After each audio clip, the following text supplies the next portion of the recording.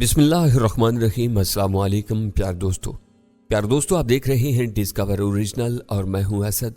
इससे पहले आप इस कहानी की 21 एक साथ सुन चुके हैं।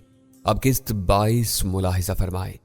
लेकिन अगर अभी तक आपने हमारे चैनल को सब्सक्राइब नहीं किया तो हमारे चैनल को सब्सक्राइब कर लें और बेल आइकन को क्लिक कर लें ताकि आपको तमाम तरह की वीडियोस मिलती रहा करें। इसके साथ ही हमारी वीडियो को लाइक करें और अपने दोस्तों के साथ शेयर करें और अपनी आरा से हमें कमेंट्स बॉक्स में लाजमन आगाह करें। वो कहीं और होगा, रात में उसे यकीनन खोल दिया जाता होगा। पप्पू शाह कांप उठा था। बहुत जालिम कुत्ता है। पाँव के बाद मेरा गला दबोचने जा रहा था। वो तो उसका मालिक आ गया, यही असल खतरा है। मैं अंदर नहीं जाऊंगा, उसने इनकार किया। वो मरहला अभी दूर है, मैंने कहा। कोठी का अच्छी तरह मुआयना कर लो क्योंकि तुम्हें नीचे जाकर काम करना है और तुम्हारे जहन में होना चाहिए कि कौन सी जगह क्या है। मैं यहां से तुम्हें हदायत दूंगा। इस बार उसने गौर से देखा और कोठी का नक्शा ज़हन नशीन कर लिया। ठीक है, अब बताओ क्या करना है।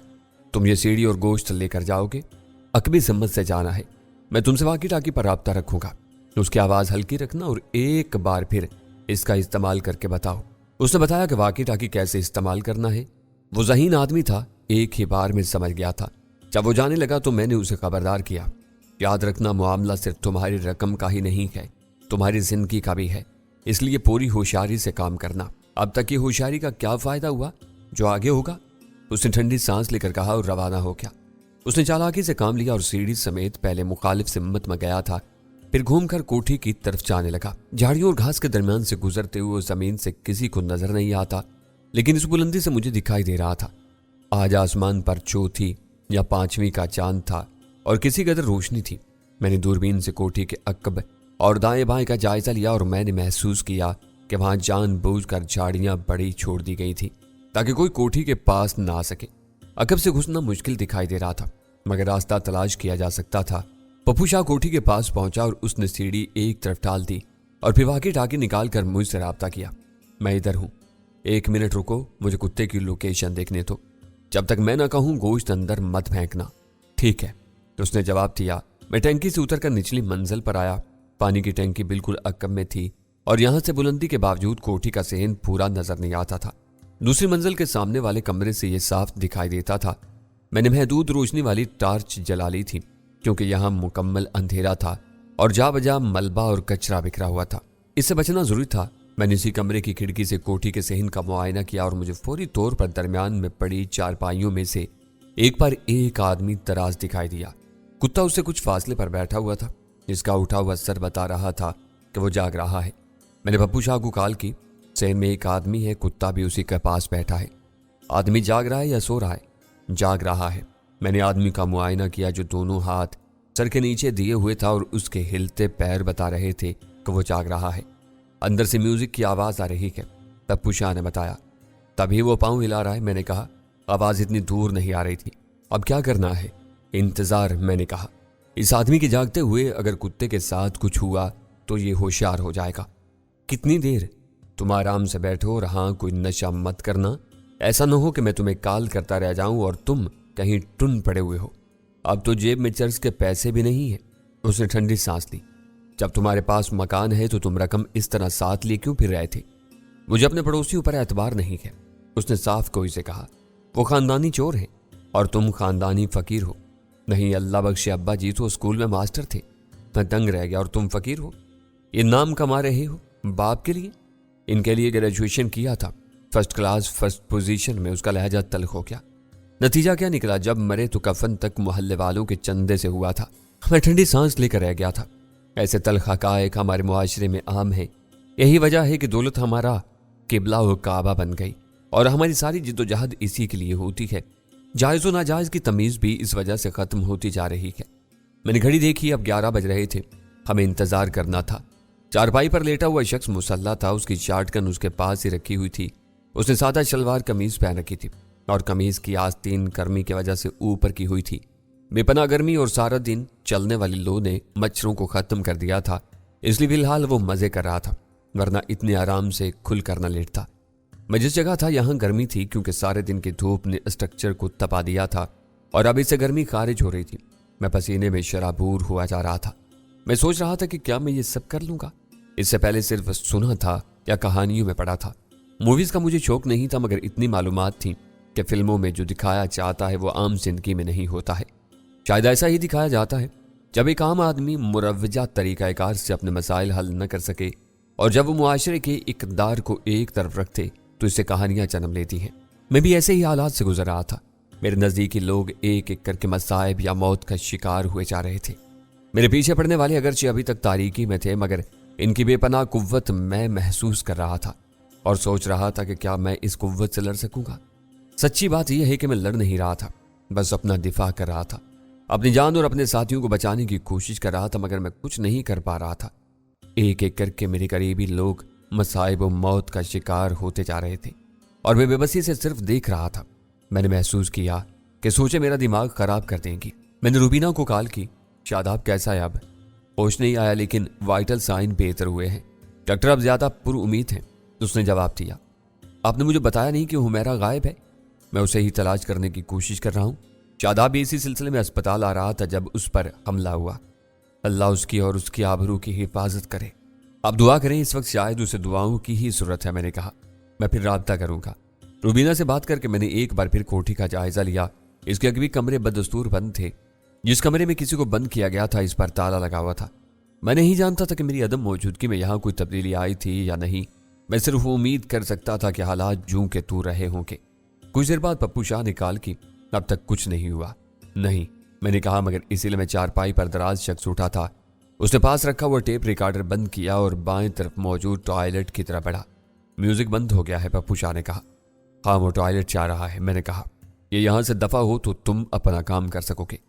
तुम ये सब क्यों कर रहे हो? उसने बिला आखिर वो सवाल किया जिसे बहुत पहले करना चाहिए था।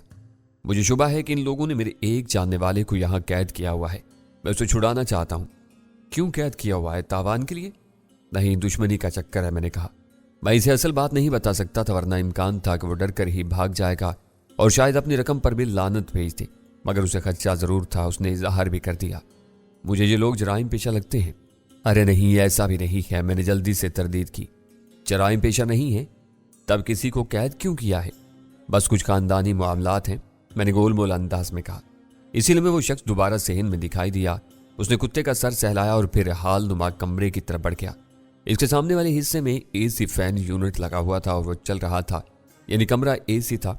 सामने वाले हिस्से में गेट की चौकी में एक शख्स मौजूद था। कभी वो उठकर टहलने लगता था और कभी चौकी के सामने शायद कुर्सी पर बैठ जाता था। पोर्च में सिर्फ एक बाइक थी और शहराड कार अब तक वापस नहीं आई थी, मगर पप्पू शाह का बयान था कि उसने कोठी के गिर्द चक्कर लगाया था। इसके बाद वो दोबारा यहां से चली गई थी।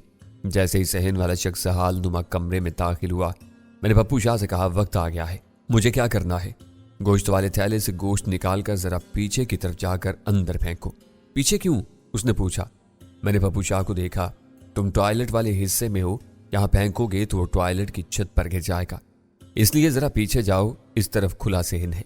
पप्पू शाह दीवार की तरफ बढ़ा और उसने गोश्त वाले शापर से एक टुकड़ा निकालकर इसे अंदर उछाल दिया। मैंने दूरबीन कुत्ते की तरफ की। वो लेटा हुआ था, मगर फौरन ही चौंका और उसने सर घुमाकर उस तरफ देखा जहां पप्पू शाह ने गोश्त फेंका था। गुड, दूसरा टुकड़ा फेंको, मैंने कहा तो पप्पू शाह ने दूसरा टुकड़ा फेंका। इस बार कुत्ता उठकर इस तरफ बढ़ा था और फिर मेरी नजर से ओझल हो गया। मैंने कहा, वो इस तरफ आ रहा है, अगर जोर से भौंके तो तुम यहां से हट जाना। मैंने गोश्त में जो दवा मिलाई थी वो बेरंग और बेजायका होने के साथ साथ बहुत ज़ोर असर भी थी, और अगर कुत्ता ये दोनों टुकड़े खा लेता तो लाजमी बेहोश हो जाता। पप्पू शाह ने सरगोशी में कहा। अंदर से इसके हल्के से गुर्राने और गोश्त खाने की आवाज आ रही है। गुड, एक टुकड़ा और फेंक दो ताकि काम पक्का हो जाए। वैसे ये 2 टुकड़े भी काफी होंगे। पप्पू शाह ने एक टुकड़ा और अंदर उछाल दिया था। मेरा अंदाजा था कि दवा 10 से 20 मिनट में असर करेगी, मगर अब ज्यादा वक्त नहीं था। पप्पू शाह चौथा टुकड़ा उछालने पर आमादा था, मगर मैंने उसे रोक दिया। कुत्ता इससे पहले बेहोश हो गया और किसी ने गोश्त का टुकड़ा देख लिया तो उसे शक हो जाएगा। वैसे कुत्ता तो सोता ही नजर आएगा। मेरी नजर घड़ी पर मरकूज थी। पप्पू शाह ने आखिरी टुकड़ा 11:35 पर अंदर फेंका था। 10 मिनट बाद मैंने कहा, अब सीढ़ी ले जाकर अक्कम में दीवार से लगाओ। यहाँ झाड़ियां देख रहे हो? उसने कहा। इसमें जगह कहाँ है? वाकई अक्कम में जो झाड़ियां थी वो बहुत घनी और आपस में मिली हुई थी, फिर ये कांटेदार थी। इनमें घुसने का मतलब था कि सिर्फ कपड़े नहीं फटेंगे बल्कि आदमी भी कट फुट जाएगा। मैंने गौर किया और कहा, देखो इसी तरफ दीवार का एक हिस्सा जो अंदर कमरे वाला है वो झाड़ियों से बाहर है, लेकिन नीचे तो है। कुछ न कुछ तो करना होगा, मैंने कहा। तुम यहाँ सीढ़ी लगाओ जब तक मैं अंदर का मुआयना करता हूँ। वो बादल नखास्ता हरकत में आया। मैंने दूरबीन से कोठी का मुआयना किया मगर सब जगह खामोशी थी। पप्पू शाह ने बमुश्किल सीढ़ी उस जगह लगाई जहां दीवार पर खारदार तार नहीं था और फिर वो ऊपर चढ़ा। उसने छत पर जाकर नीचे झांका और इतला दी कुत्ता साकित पड़ा है। मुझे तो लग रहा है कि वो मर गया है, उसे कोई कंकर मार कर देखो। उसने छत से कंकर तलाश करके कुत्ते को मारा और तस्दीक की बेहोश हो गया है। मैं आ रहा हूं, मैंने कहा और नीचे उतरा। पानी की बोतल से कुछ पानी पिया और अल्लाह का नाम लेकर रवाना हो गया। सड़क अबूर करके दूसरी तरफ घास में कदम रखा। मच्छर नहीं थे मगर दीगर हशरातुल अर्ज़ की कोई कमी नहीं थी। मेरी आमद महसूस करके इनमें भगदड़ मची थी। मुझे असल खतरा सांपों से था। अगर इन झाड़ियों में कोई जहरीला सांप छुपा होता और वो अचानक काट लेता तो मैं कुछ नहीं कर सकता था। मुश्किल में कोठी के साथ लगी सीढ़ी तक पहुंचा। ये दूर से नजर नहीं आ रही थी और यहाँ तारीकी भी थी। ऊपर जाते हुए कपड़े कांटों से उलझे और हाथ पैरों पर खराशें भी आई। पप्पू शाह छत पर ऊंधे मुंह लेटा हुआ नीचे झांक रहा था। अब तक वो मुकम्मल ताउन करता आया था और उससे जाहिर था कि उसे अपनी रकम की वापसी की उम्मीद थी, पर न वो मेरे खिलाफ कोई चक्कर भी चला सकता था। इसने आहिस्ता से कहा, अब यहां से नीचे कैसे उतरेंगे? शीट पट्टी की बनी ये छत सेहन से कोई 10 फुट ऊंची थी। ये तमाम कमरे बस ब्लाक रखकर और इस पर बीम और टाइलों वाली छत से बने थे। इसके मुकाबले में हाल नुमा कमरा और पोर्च का कवर्ड हिस्सा आरसीसी था। ऐसा लग रहा था कि इस हिस्से को किसी आर्जी जरूरत के तहत बनाया गया था। कुत्ता यहां से कुछ दूर करवट लेकर लेटा हुआ था। इसका सांस मध्यम मगर बाकायदगी से चल रहा था। कमरे के साथ लगने वाली दीवार अंदर से 7 फुट ऊंची थी और फिर इस पर 2.5 फुट के बाढ़ थी। अगर इस पर कदम रखा जाता तो फिर हाथ चमाकर नीचे लटक कर उतरा जा सकता था, मगर वापसी इस तरह से मुमकिन नहीं थी। बहरहाल अंदर पहुंचना था और वापसी की बाद में देखी जाती। मैंने अंदर आने से पहले अपना मोबाइल ऑफ कर दिया था। अगर ये एन मौका पर बच जाता तो भांडा फूट जाता और हम पकड़े जा सकते थे। मैंने पप्पू शाह से कहा, इससे नीचे उतरो इस चोगे के साथ। उसने कहा, बहुत मुश्किल है, इसे उतार दो। मैंने मशवरा दिया। वो बड़ी मुश्किल से माना था। चोगा उतार कर वो सिर्फ निक्कर में आ गया। पहले वो नीचे गया और फिर मैं नीचे उतरा। किसी कदर दिक्कत से सही हम उतर गए थे। बस चंद खराशों का और इजाफा हुआ था, मगर अब वापस जाना मुमकिन नहीं था। सहन पूरी तरह रोशन था और हाल नुमा कमरे की एक खिड़की अकबी सहन में खुल रही थी, लेकिन वो बंद थी।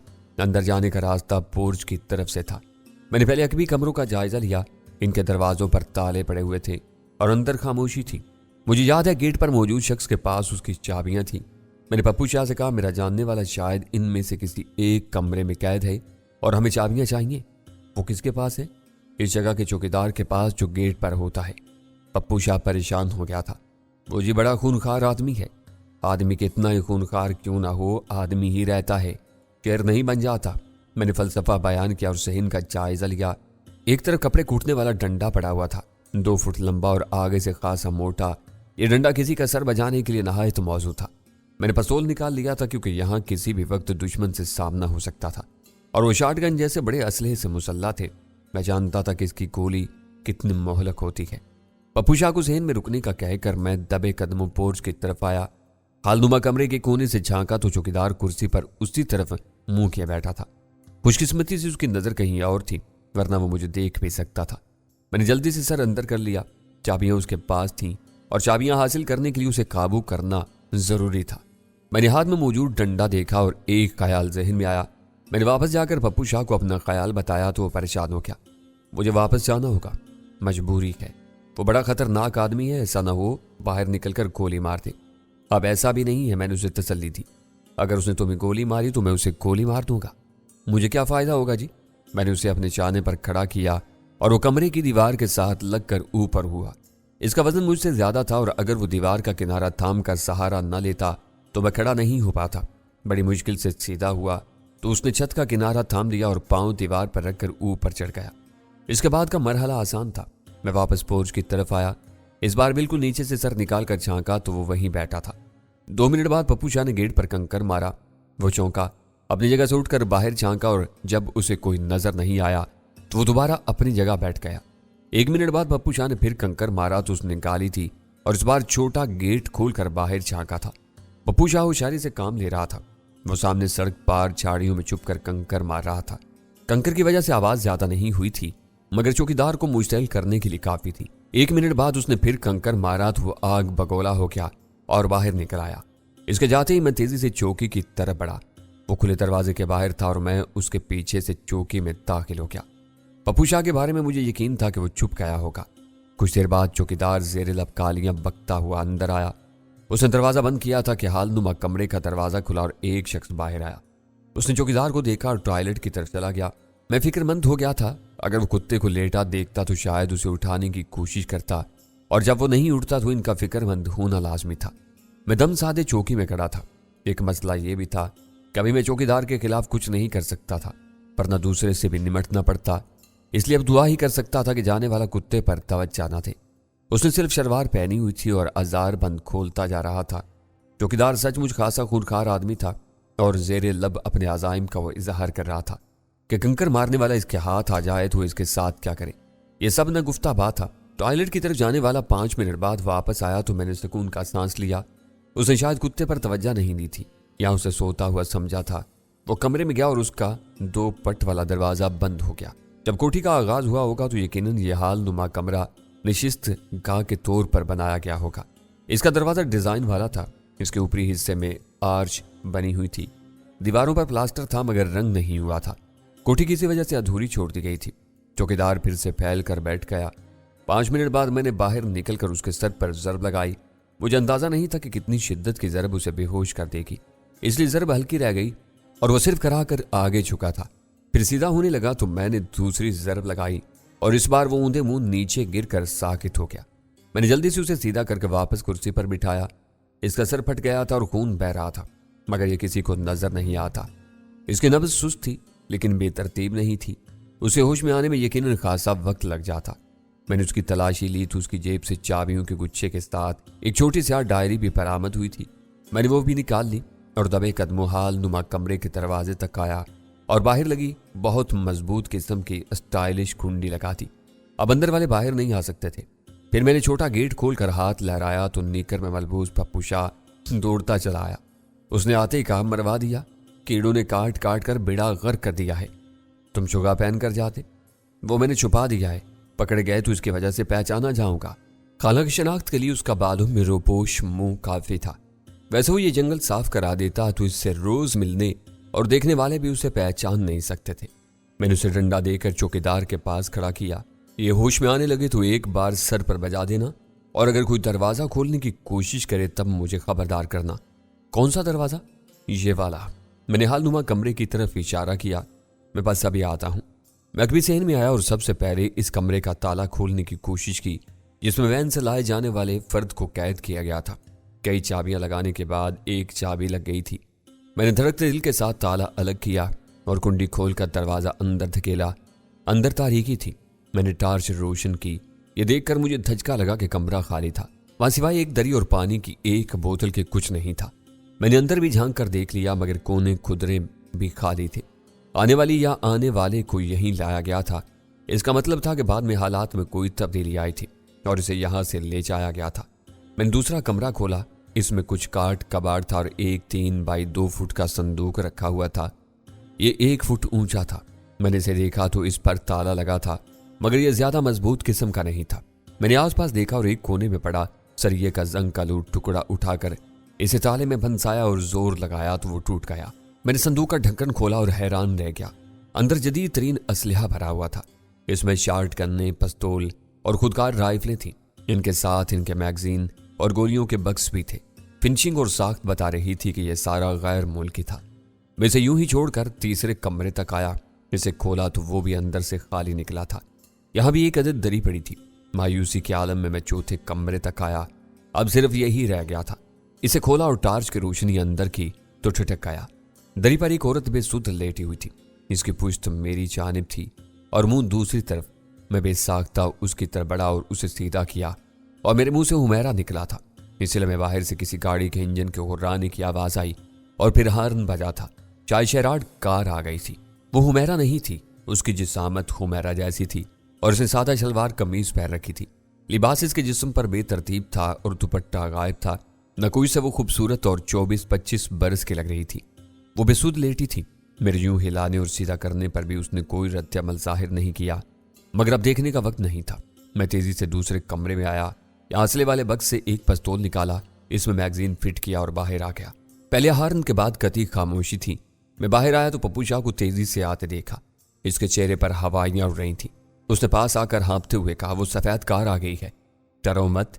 मैंने उसका पिस्तौल उसके हवाले कर दिया। हम निहत्ते नहीं हैं, आओ देखते हैं।